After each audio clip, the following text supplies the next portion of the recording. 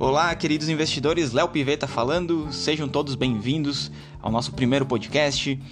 A ideia desse podcast é que ele seja uma síntese de tudo o que aconteceu no mês anterior, que eu possa passar algumas informações que eu leio, que eu vejo, né, e que realmente nas nossas reuniões, aí, nos nossos encontros e no dia a dia a gente não consegue conversar de maneira tão detalhada. Então sinta-se à vontade para compartilhar com amigos, colegas de trabalhos. Eu vou discutir tanto a questão macro quanto os desempenhos do mercado. E esse podcast então é voltado realmente para todo mundo, para quem está começando a investir, para quem está acumulando seu capital ou está pensando em rentabilizar, proteger ele.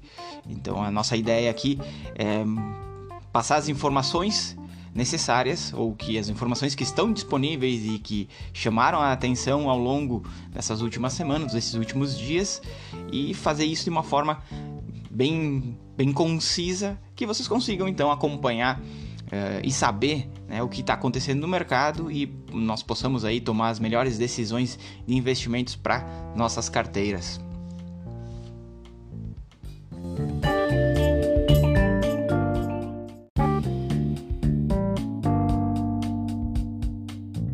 E para um podcast também precisamos dar um nome para ele, e eu decidi dar o nome de Quanto Rende, que é exatamente o que o investidor quer saber.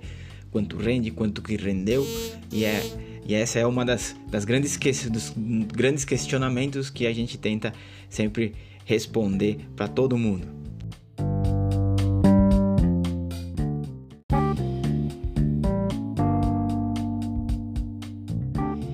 Entramos então no último trimestre do ano.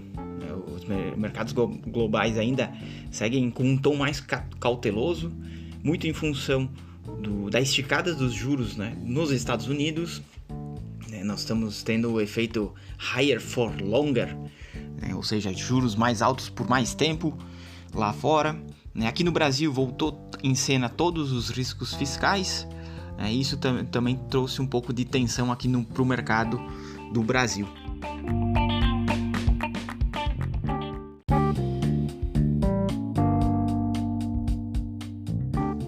No mês de setembro, o melhor desempenho foi do dólar, que subiu 1,6%, e o pior desempenho foi do S&P 500, que recuou 4,87%. Se nós olharmos no geral, foi um mês razoavelmente positivo, mas que nos dá bastante indicações. O CDI, por exemplo, subiu 0,97%, então o CDI já está rendendo menos que 1% ao mês, pelo menos foi o que aconteceu agora em setembro. O IRFM, que é o índice que composto por títulos pré-fixados, subiu 0,17%. O IMAB, que é o índice composto por títulos atrelados à inflação, caiu 0,95%, enquanto o IBOV, o índice Bovespa, subiu modestos 0,71%. Além disso, a gente teve o IFIX, que é o índice de fundos imobiliários, que subiu 0,20%. E por último, o IHFA, que talvez muitos não conheçam, mas é o índice que replica a média dos fundos de rentabilidade dos fundos multimercados.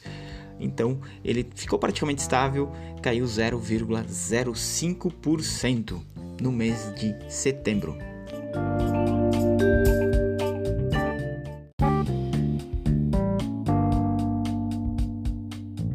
Agora vamos falar um pouquinho mais do macro. Tivemos duas importantes decisões neste mês, que foram as decisões do Fed lá fora, do FONC, né? E aqui o Copom, então o Banco Central. Lá fora, o Fed surpreendeu o mercado, não porque manteve a taxa de juros, mas sim porque ele abriu a possibilidade de mais um aumento de juros até o final do ano. Então isso realmente começou a sugar a liquidez dos mercados. As taxas dos títulos americanos aí de 10 anos subiram acima de 4,5%. Nós tivemos até na semana passada, se eu não me engano, nós tivemos um belo rally nas taxas, inclusive aqui dentro foi um movimento que foi desencadeado lá pelo Tesouro americano. Então os problemas fiscais americanos também estão estão mexendo, agitando esse mercado de títulos americanos, então isso tem trazido um pouco de tensão no mercado, principalmente no mercado de ações. Os investidores têm saído de ativos de risco, indo mais para ativos do título do Tesouro Americano, né? E a percepção, e tudo isso, né, trouxe uma percepção que as taxas de juros lá fora, que antes já esperavam que elas começassem a cair em maio de 2024, muito provavelmente não irá acontecer isso. Agora vocês estão falando mais para o final do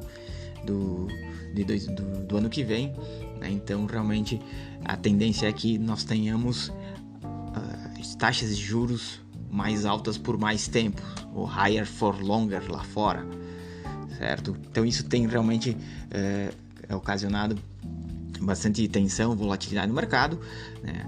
Enquanto isso, a economia americana continuou mostrando bastante resiliência, tanto os dados de emprego, os dados que mostram o desemprego vieram mais baixo do que o programado, o esperado pelo mercado. A inflação ainda deu uma leve acelerada, mas o que preocupa são as altas recentes do petróleo, que subiu mais de 30% nesse terceiro trimestre do ano.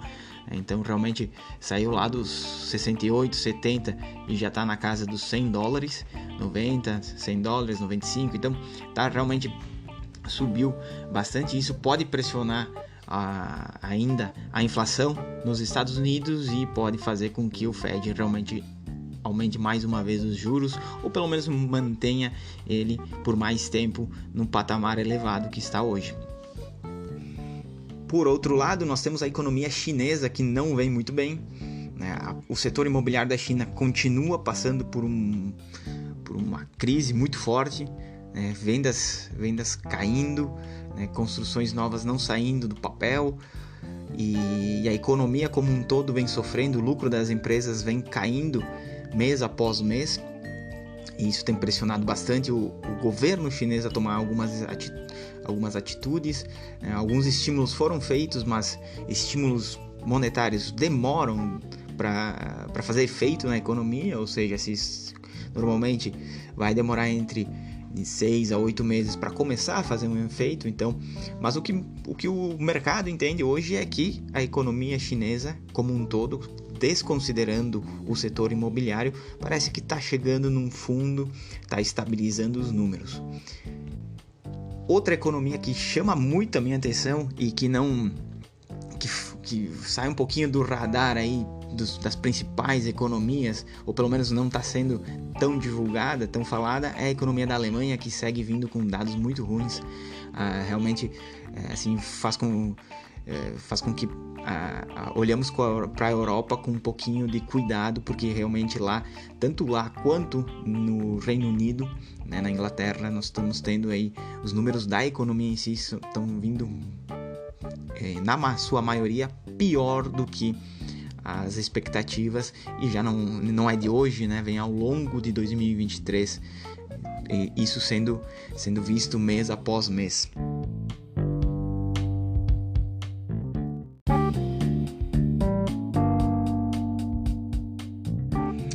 Aqui no Brasil, então, nós tivemos aí algumas ações do governo, né, mas o principal fato que nós tivemos aí foi realmente a decisão do Copom de cortar os juros, e principalmente sinalizar que vamos ter mais 2 cortes de juros de mesma magnitude, ou seja, cortou 0,5% e vai cortar mais 0,5% nas próximas duas reuniões até o final do ano. Mas o que agitou de fato o mercado foi a ata do Copom. A ata veio com uma régua mais alta para acelerar as quedas de juros aqui no Brasil, né? Isso fez com que o mercado olhasse as expectativas da inflação com um pouquinho mais de cuidado, e o mercado, pelo que a gente pôde perceber, se virou, né, completamente para o risco fiscal, né? Ou seja, alguns analistas estão dizendo que as receitas que o governo vai conseguir, né, pelas medidas que estão sendo votadas e que já foram implementadas, foram superestimadas, e embora o PIB brasileiro tenha subido tenha surpreendido positivamente. A arrecadação do governo federal não tem acompanhado essa mesma tendência, ou seja, né, nós estamos tendo resultados primários aí piores, né, as contas do governo continuam fora de linha, né, porque hoje nós temos já os gastos estão sendo feitos contando com essa arrecadação que não está vindo, né, pelo menos é isso que eu tenho percebido, né, e parece que é o que está acontecendo, e o governo e a equipe econômica vai ter que correr realmente atrás para fazer esse ajuste da meta fiscal, né? E, obviamente, os investidores olham para isso, veem indefinições é risco, e incertezas é risco, e a bolsa não gosta disso, por isso que a gente teve aí em agosto, principalmente em agosto e agora, também um arrefecimento aí no nosso índice de ações do Ibovespa. As small caps sofreram bastante, mas assim mesmo a gente tem as nossas ações hoje estão sendo negociadas a 9,5 vezes o preço-lucro delas projetado para 12 meses, excluindo a Petrobras e Vale, enquanto que a média histórica lá é 12,3. Então, ou seja, as ações brasileiras estariam ainda descontadas. No mês de setembro também, o fluxo de capital estrangeiro, né, foi mais benigno, ou seja, nós tivemos aí, provavelmente vai fechar quase vai ficar bem próximo do 0,0 ou vai ter uma pequena saída, né, muito diferente da grande saída que nós tivemos em agosto, né, e os fundos de ações, depois de muito tempo, tiveram captação líquida positiva, ou seja, esses indicadores mostram que realmente teve uma aversão bem grande de risco aqui do investidor local, né, mas o investidor estrangeiro como um todo fez isso, né, foi um movimento não só aqui no Brasil. Aqui nós tivemos algumas questões que são nossas, né, particulares do país, mas o investidor global, né, realmente saiu dos ativos de risco.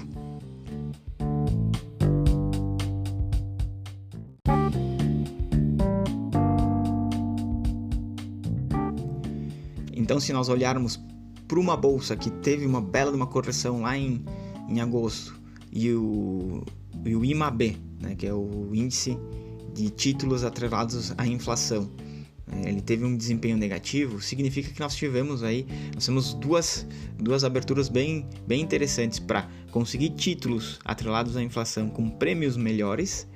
O pré-fixado também teve alguns prêmios, melhor em alguns prêmios em alguns vencimentos específicos, principalmente 2025, tá? E também nós temos aí um bom ponto de entrada novamente para as ações, né?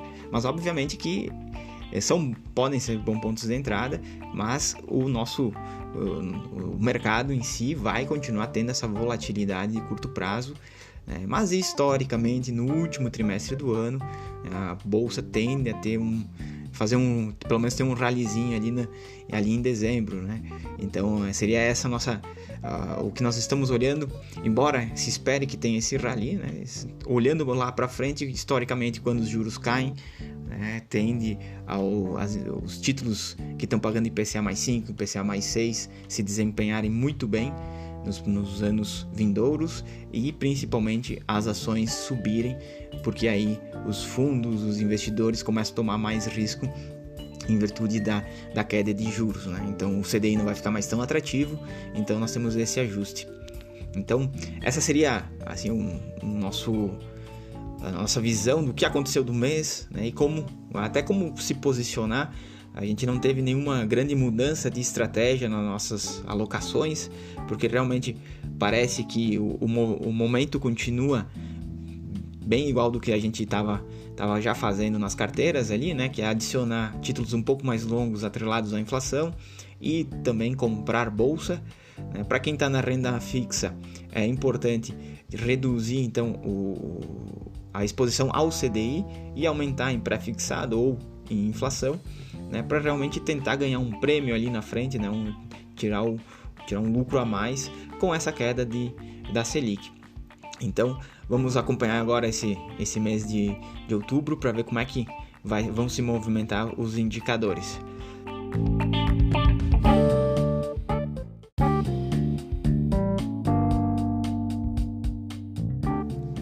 finaliza assim o nosso primeiro episódio.